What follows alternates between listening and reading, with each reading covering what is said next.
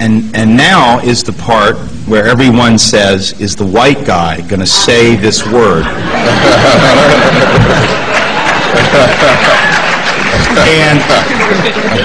and the answer is no.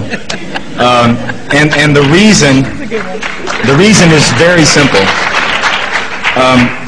I don't think it's possible to have these conversations about race as if we were not in a particular position in a racialized society. So as a white man, I'm going to say two things. There are two conversations that have to be had about the use of the term, whether it's in the media or whether it's by people, you know, in their dorm rooms or whatever else.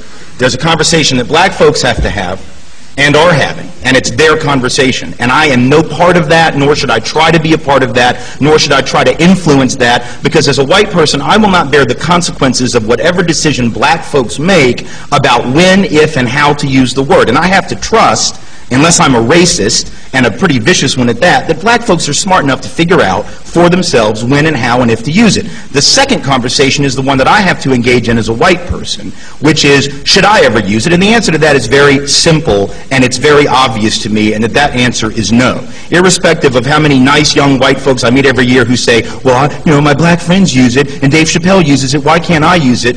And it's a double standard to say black, yeah, it is, and history has been a double standard, so get the hell over it. It really is not about...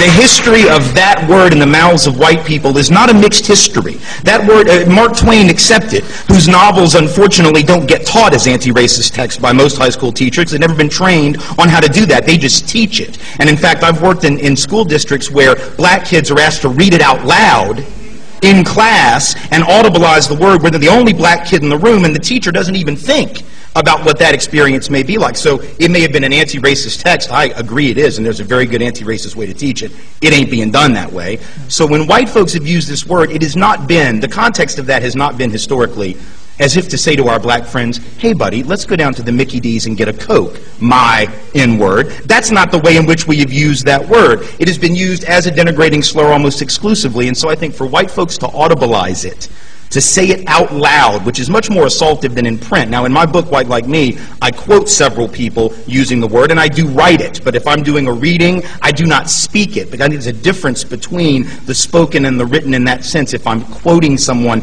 in print, audibilizing it to me is more assaultive. Let me give you a brief analogy to make my point as clear as I can. I'm from the South, and I don't particularly like the term redneck. Now, keep in mind, redneck is nowhere near as historically assaultive or injurious as the word we're discussing tonight. Yet, as a Southerner, I certainly don't like to hear it. I'm not going to say I hadn't used it, okay? I'm not going to say I haven't used it. But when I hear that term, let's say, from Jeff Foxworthy, who I don't think is a particularly funny comedian, okay? But he has an entire routine. He built his career doing redneck jokes, 15, 20 minutes of, you might be a redneck if blah, blah, blah, blah, right? Now, when Jeff Foxworthy, who's from the South, and in fact would probably refer to himself as that term, tells 15 minutes of redneck jokes, I don't think it's funny, but I got to be honest, I'm not wounded by that. I don't take that personally because I know that he's not hating on his people, right? I can take it for, but there's no attributional ambiguity, like having to figure out, what did he mean by that? Does he really hate himself? I can sort of take it for granted that he doesn't, right? Now, if Jerry Seinfeld gets on stage and does 30 minutes of redneck jokes, we're going to have a problem because he is not in the family. So whether or not Jeff Foxworthy ought to do it,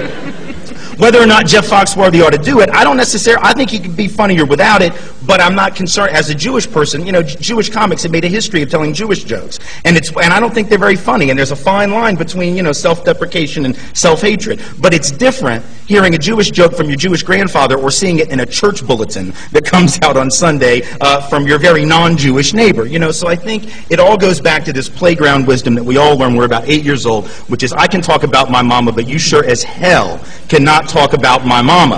And so at some point, Whether or not black folks should use the word or a derivation of the word ending in A, that's a black conversation. And white folks and anyone who isn't black, I think, should just basically stay out of that conversation and let black folk deal with it. But we have to recognize that for us, there's a history, there's a context, and it's not our job to help black people reclaim the word. I've heard white folks say that. We're going to help them reclaim the word as a way to fight. No, if you want to fight racism, march on a police station. If you want to fight racism, march on the school board. If you want to fight racism, fight racism in healthcare or fight racism in housing, march on the bank and protest redlining. Don't worry about using this word to be cute and ironic. It just doesn't work. Thanks.